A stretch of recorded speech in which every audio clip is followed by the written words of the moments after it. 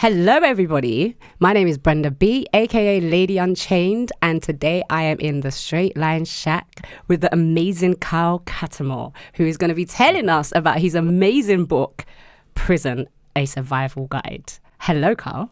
Hey, Brenda. How are you? It's been a long time, man. Yeah, I'm all right. I just got off a prison visit and come straight here. So Yeah.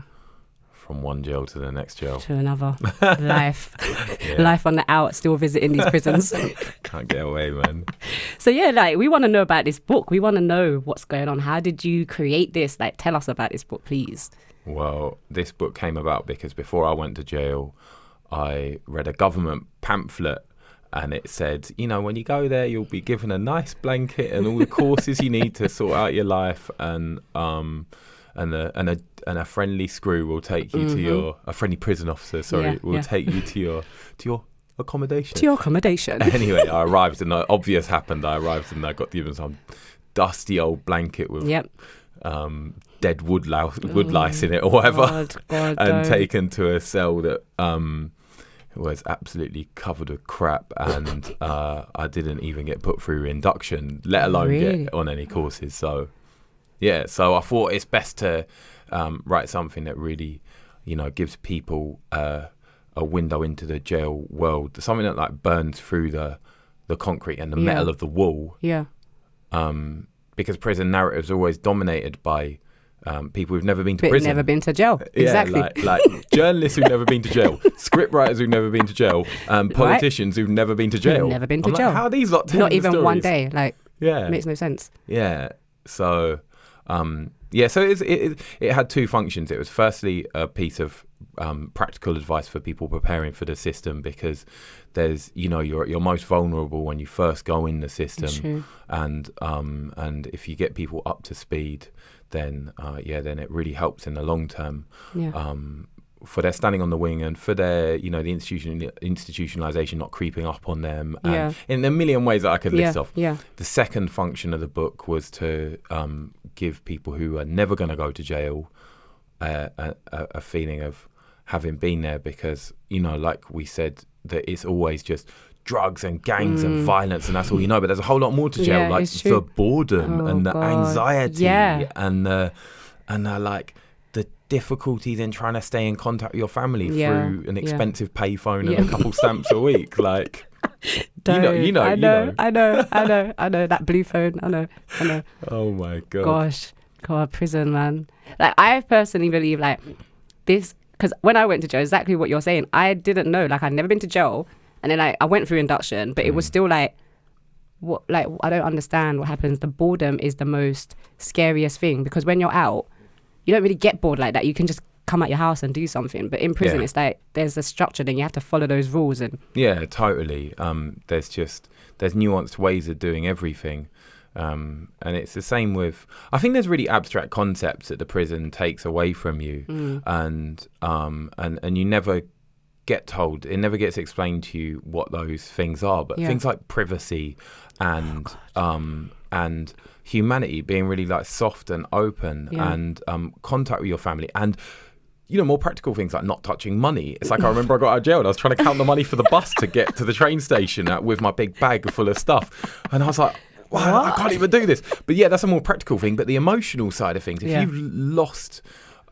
you've lost a lot of your humanity and had it replaced with institutionalization, you don't know how to put your finger on it. No, it's true. But it has happened to you. But you can't even move on from it and understand it, because you don't you've never been told that what it is that you've had taken away and what it is that you now are, kind of thing. Do you get what I mean? Exactly. So there's so much info about the jail system. It's better that a prisoner tells it than a politician. Exactly. And I would like to thank you for that, please. All these fake people telling us fake news. You know? But no, we want to, like, in regards to, like, putting it together, like, who did you talk to, like, authors, other authors?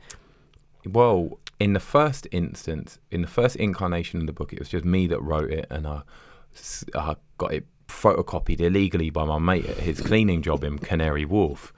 That was the first version. The second version, the most recent version is this one, and it's gone a long way. It's been published by Penguin, and it's got illustrations from the guy who illustrates Financial Times and Private Eye. Okay. And he has a weird energy to it because he's the type of he does the type of cartoons you wouldn't normally see in that kind of environment. So he has like a Carl, you're just doing big things, man. You're just doing big things. And the other really big thing about this new version is that there are contributions from a female prisoner. Okay. Julia Howard, who's on the board of National Prison Radio, actually. Okay. I love her. She's written a blinder of a section about, the differences between male jail dynamic and female jail dynamic. They're so radically different. Mm-hmm. When you stick a bunch of boys together, stick a bunch of girls together, the results are so different. A lot of stuff happened. Yeah, it's very different.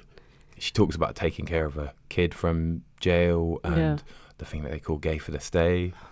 So obviously boys are too hyped up to ever even comfort each other. Yeah, it's true. Boys will be scared to be like, oh, it's all right. It's all right. They will never. No. Like, you're right. Yeah. Distance. Keep that distance from me. Oh my God. Don't want to get the wrong idea. Yeah. Like male jail's so weird. Like it's like no smiling, no sense, no softness. Like men are weirdos. It's weird. It's weird because in women prisons, like we kind of have the same kind of thing. Like we don't smile as much, but when it comes to like someone's hurt, like we're all down. Like we're like, oh my God, are you okay? Whatever. We're very supportive of each other. Yeah. But it is a thing where you first come in and you're like, I'm not even going to smile. Like when I went in, I'm like, I'm not even smiling.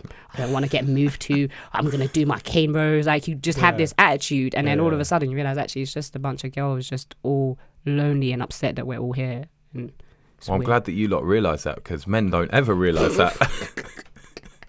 Like I had a guy, one of my guys that I work with said to me, like I thought women prisons was like different. I thought you all had like pink and like butterflies, and I was like, what do you think? He thinks like a getaway. Like it's not a getaway, it's prison. It's exactly the same what you are in. It's just loads of women. That's why I'm just grateful for this book, man. Yeah, there's a female. So Julia wrote the female section.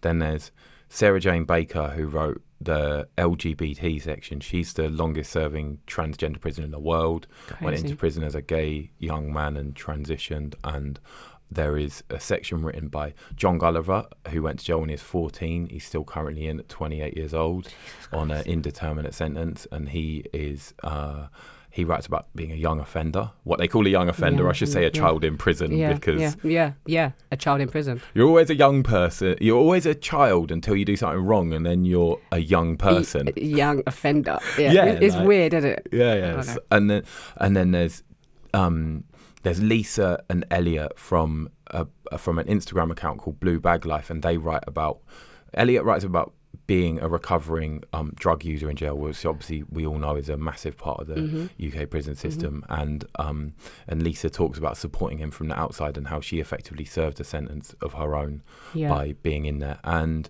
last but definitely not least is Darcy Hartley, whose dad is serving an indeterminate sentence, and she talks about what it's like to grow up with a parent in prison.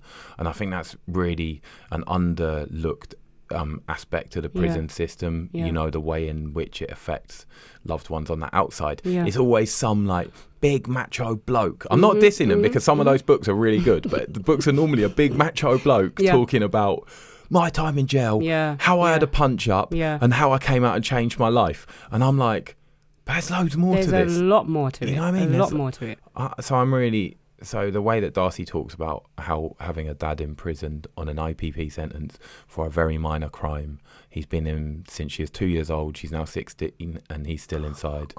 For he's done 28 years from the equivalent of a 28-year sentence of 14. Yeah. He's done 14 years so far for a really minor crime. It's just emotional. It's really important that all of those experiences are represented in this book. Yeah.